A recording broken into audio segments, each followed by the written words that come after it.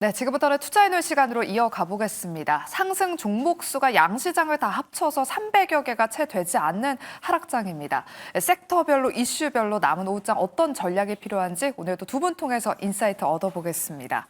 올리온 컨설팅의 윤혜림 대표, AJ 인베스트먼트 이재교 본부장 두 분과 함께하겠습니다. 어서 오세요. 안녕하세요. 추석 연휴를 앞두고 좀 시장 분위기도 좋고 수익도 많이 나야 좋은데 시장이 아쉽게 하락하고 있습니다. 저희가 오늘도 두 분의 인사이트 한번 기대해 보도록 할게요. 또 저희가 탑픽주를 공개해드리고 있는데 지난주 이재교 본부장님의 탑픽주 HM 파마가 일주일 만에 지금 수익이 많이 나고 있습니다. 제가 그때 말씀해 주실 때 기억나는 키워드가 항노화거든요.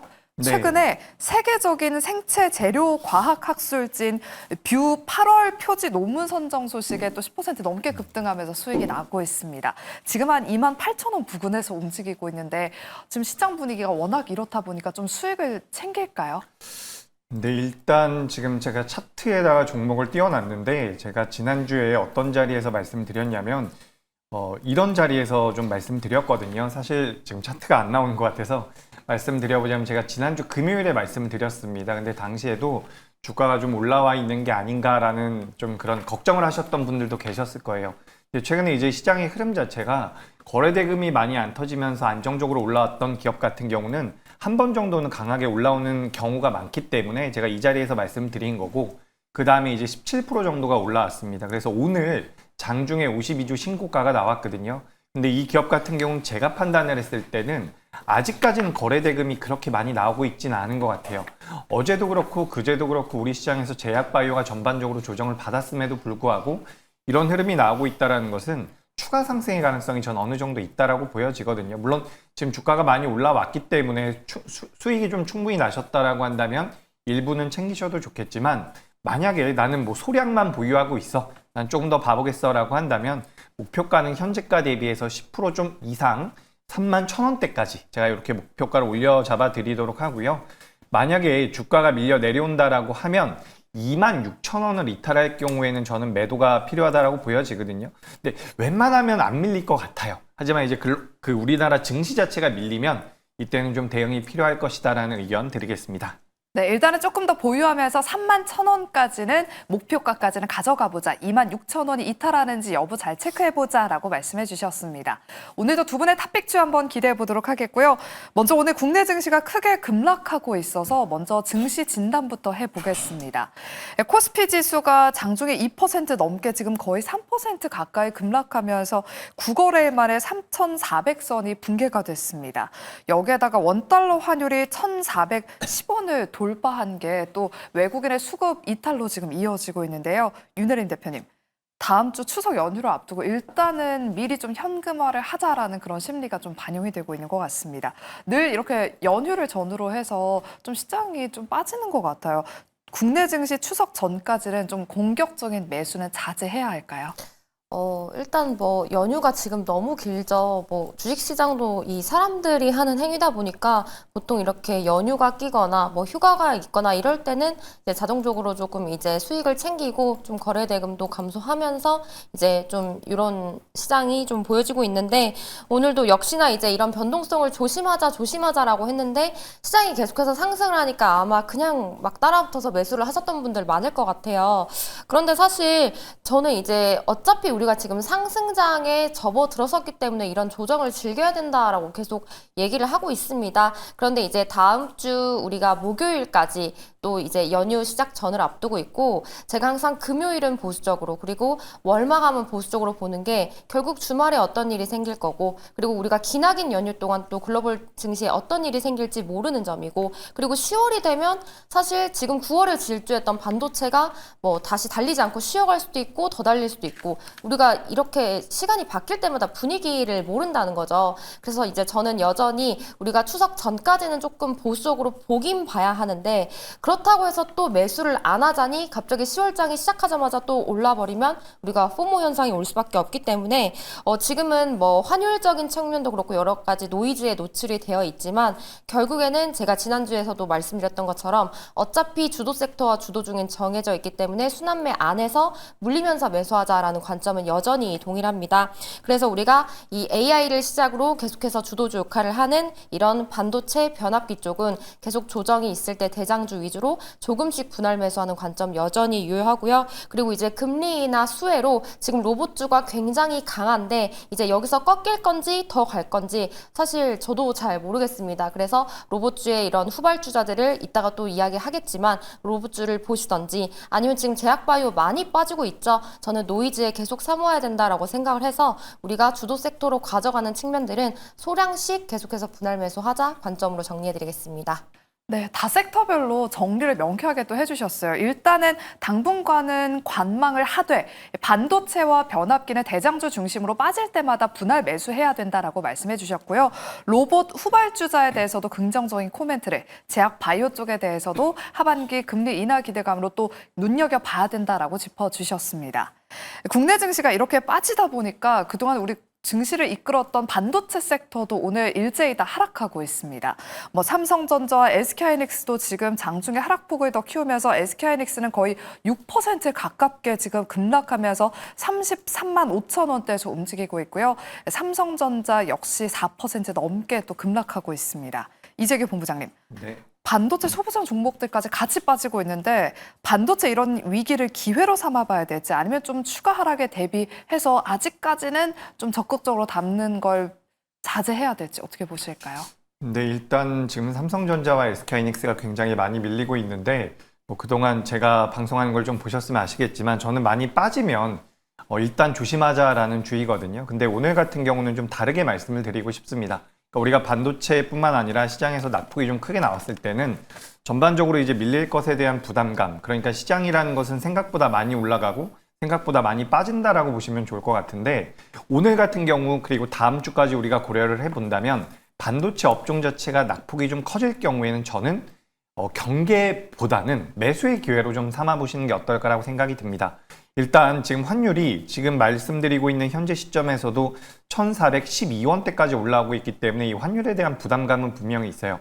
제가 이렇게 말씀을 드리면서 반도체 밀리면 매수입니다라고 말씀드리는데 만약에 다음 주 초에 환율이 1415원, 1420원 이렇게 올라간다라고 하면 그때는 매수하시면 안 됩니다. 하지만 이제 환율 자체가 어느 정도 안정화가 된다라고 하면 저는 반도체 같은 경우는 그래도 추가적인 상승 가능성은 분명히 있다라고 보여지거든요. 다만 우리가 좀 생각해 볼 부분은 우리가 지난달만 하더라도 삼성전자가 7만 원이 될 것이냐 8만 원이 될 것이냐에 대한 고민들이 굉장히 많았거든요. 근데 지금 단기적으로 굉장히 많이 주가가 올라온 상황이기 때문에 삼성전자보다 소부장 기업들 같은 경우는 더 많이 올라왔거든요.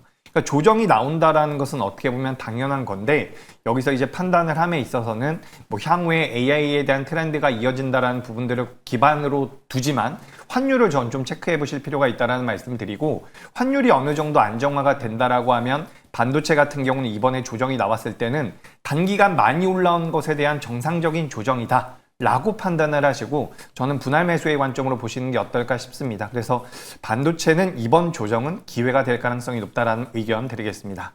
네, 반도체 이번 조정은 매수 기회다. 분할로 접근해보자라고 말씀해 주셨습니다. 다만 원달러 환율 추이는 앞으로 눈여겨봐야 된다라고 코멘트까지 주셨습니다. 그리고 오늘 로보티즈가 또 텐베거 종목에 최근에 등극을 했습니다. 일부 로봇주들이 이 섹터 안에서도 순환매를 띠면서 오늘도 로봇주들 강세가 이어지고 있는데요. 구글의 AI 조직 딥마인드가 추론 능력을 한층 발전시킨 제미나이 로보틱스 모델을 공개하면서 또 로봇주로 수급이 유입되고 있습니다. 이재규 본부장님. 네. 앞서 우리 윤혜림 대표님도 로봇 후발주자는 봐야 된다라고 말씀하셨거든요. 우리 본부장님의 의견도 궁금하고요. 아직도 좀 접근 가능한 로봇 기업이 있다면 어느 쪽을 좀 보고 계실까요? 네, 굉장히 어렵네요. 그죠? 한 달 정도 로봇 관련주들이 굉장히 좋은 시세가 나왔기 때문에 모든 종목이 다 올라간다라고 보긴 좀 어렵습니다. 하지만 최근에 좀 특징적인 게 그동안 시장에서 굉장히 철저하게 소외가 됐었던 레인보우 로보틱스라든지 다른 기업들로 이제 자금이 다시 한번 좀 넘어오고 있는 것 같거든요. 그렇기 때문에 로봇 섹터 내에서도 소테마가 만들어지면서 변동성이 커지고 있다는 관점으로 본다면 많이 못 올라온 기업들 중에서 내재 가치가 있는 기업들 같은 경우는 그래도 투자하시기에 너무 불편하진 않을 것 같습니다. 그래서 지금 시장의 트렌드 자체가 로봇 쪽으로는 관심도가 계속해서 쏠리고 있는 부분이고, 얼마 전에 모건스탠리에서 로봇 쪽에 대한 우리나라 로봇 부품주들에 대해서 나름대로 긍정적인 레포트도 한번 나왔거든요. 그래서 그런 부분들을 전체적으로 고려해 본다면 하반기 때 우리나라 시장을 이끌어왔었던 대형 섹터들의 자금이 조금 덜 들어간다라는 전제 하에 로봇 섹터 같은 경우는 테마성을 띠고서 어느 정도 변동성이 더 나올 가능성이 높습니다.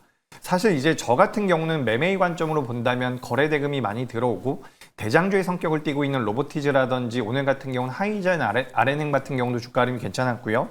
제가 이제 우리 방송에서도 말씀드렸던 이런 클로봇 같은 경우를 저는 대장주라고 생각을 해서 이런 기업들을 매매를 하는데, 이 종목들이 너무 올라온 게 불편하다라고 하신다면 사실 우리나라 기업들 중에서 로봇 쪽에서 매출이 많이 나오고 있는 기업들은 별로 없습니다. 근데 그 중에서 SPG라고 하는 기업이 있어요. 제가 예전에도 한번 말씀드린 것 같은데 이 회사 같은 경우는 감속기를 만든다라고 보시면 좋을 것 같아요. 그래서 최근에 로보티즈 같은 경우도, 그리고 하이젠 RNM 같은 경우도 액추에이터를 만든다라는 그런 모멘텀으로 변동성이 나왔죠. 근데 그 액추에이터 안에 들어가는 부품 중에 하나가 감속기라고 보시면 좋을 것 같거든요. 그래서 이제 SPG 같은 경우는 기술력은 있습니다. 근데 이게 조금 문제 아닌 문제가 뭐냐면 주가가 탄력적으로 잘 못 움직여요. 그렇기 때문에 변동성을 원하시는 분들은 앞서 말씀드린 대로 이제 변동성이 많이 나오고 거래가 많이 나오는 기업들 위주로 트레이딩을 좀 해보셨으면 좋겠고, 나는 그런 기업들이 좀 불편하다, 로봇이라는 것이 트렌드라고 해서 내가 좀 더 보유할 수 있는 관점으로 보고 싶다라고 한다면 그때는 SPG 같은 기업도 좀 체크를 해보시면 어떨까 의견 드리겠습니다. 네, 후발 후속주로 이 로봇주 안에서 SPG를 특징주로 말씀해 주셨습니다. 잘 참고하시길 바라겠고요. 두 번째로는 이제 저희가 이재명 대통령이 뉴욕의 증권거래소를 찾아서 한국 투자 설명회를 열었습니다. 기업들도 기업을 홍보하기 위해서 기업 설명회를 증권사에 찾아가서 기업 설명회를 여는데, 이재명 대통령이 한국 투자 서밋을 열면서 우리나라에 투자를 해라라고 설명회를 열었습니다. 윤혜림 대표님, 코리아 디스카운트 해소를 위한 추가 상법 개정 추진 입장을 밝혔다고 하고요. 또 증권주 하면 연말이면 배당도 있고, 그리고 최근에 실적 시즌을 앞두고 증권주에 대한 관심을 높여야 한다라는 그런 관측도 나오고 있습니다.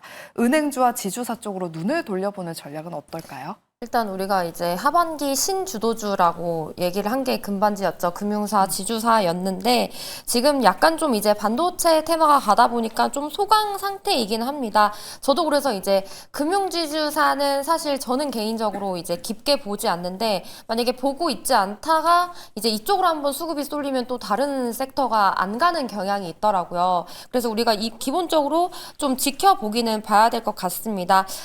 일단은 이런 이재명 대통령의 방미 이후 이런 기대감의 상승을 할 수도 있지만, 사실 지금 리스크적인 부분이 우리가 지금 결국엔 또 하반기에 이 금융사 이런 지주사들이 이제 조정 후에 다시 상승을 했던 모멘텀이 이 대주주 양도세가 다시 50억 원으로 상향이 됐을 때였는데, 지금은 또 우리가 이제 나오는 뉴스들이 3차 상법 개정이 연말에 이루어진다, 혹은 내년까지 넘어갈 수도 있다, 이러다 보니까 이런 노이즈에 흔들릴 수 있는 요건도 있습니다. 하지만 또 긍정적인 요건을 생각을 해본다면 이제 10월이 우리가 추석이 끝나면 동시에 바로 실적 발표 시즌이라서 이런 자사주 소각 매입 이런 것들에 대한 좀 기대감이 나올 수 있기 때문에 일단 좀 지켜보시기는 하셔야 될 것 같다, 이렇게 정리를 해드리고, 우리가 대표적으로 지금 미래에셋증권을 봤을 때는 지금 이제 좀 소강 상태이긴 하지만 그래도 어느 정도 61선을 지켜주면서 좀 이런 박스권을 만들어가는 형상 흐름이라서 급하게 매수하시기보다는 관심 종목에 넣어두시고 지켜보시면 도움이 되겠습니다.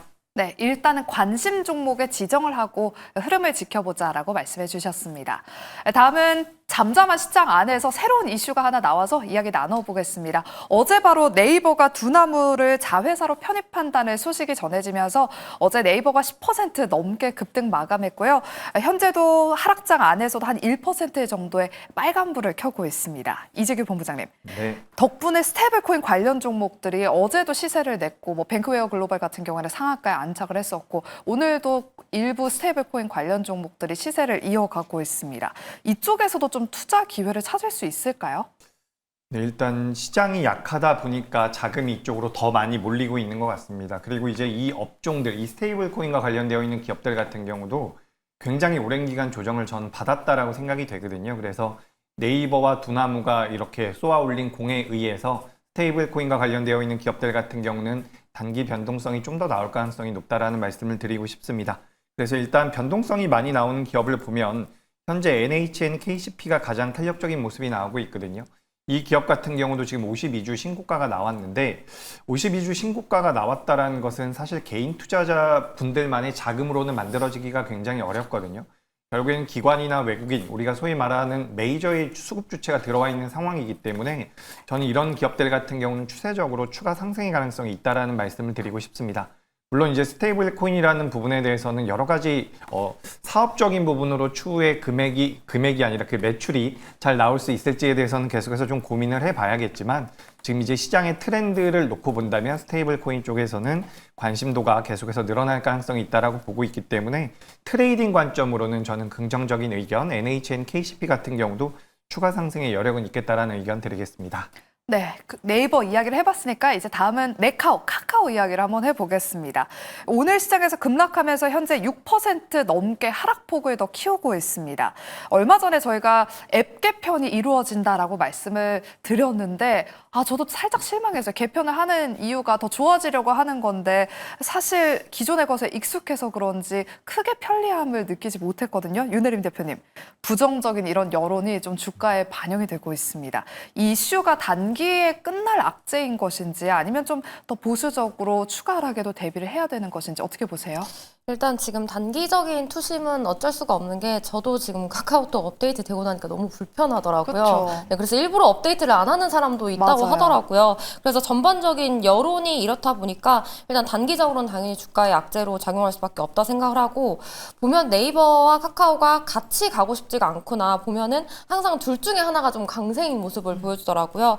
그래서 좀 이런 이제 당분간은 좀 이렇게 투심이 좀 악화될 수 있겠다 이렇게 표현을 하고 싶은데 일단 그런데 우리가 결국 인간은 적응의 동물이죠. 언젠가 또 적응을 하게 될 거고 지금 카카오가 이렇게 개편을 한 게 결국엔 이제 이로 인해서 카톡 내에 이런 광고 수익을 조금 더 얻으려고 그리고 AI를 좀 추가적으로 연계를 해서 또 이 부분에 대해서 수익 창출을 하려고 하기 때문에 결국엔 우리가 이런 기업의 주식을 사는 게 결국 기업이 돈을 잘 벌었을 때 그 이런 수혜를 같이 누리려고 저희가 주식을 사는 거죠. 그래서 단기적으로는 악재가 될 수 있겠지만 결국에 이런 것들이 적응이 되고 새로운 매출처를 얻게 돼서 이런 수익 창출을 해서 실적이 상승을 한다면 또 그 이후에는 당연히 호재가 될 것입니다. 그래서 단기적으로 접근하시는 분들은 이제 좀 대응을 하시고 중장기로 가져가시는 분들은 저는 여전히 괜찮다. 우리가 어느 정도 지지되는 선에서 추가 매수해서 계속 카카오는 중장기적으로 가져가자. 조금 긍정적으로 정리해드리고 싶습니다.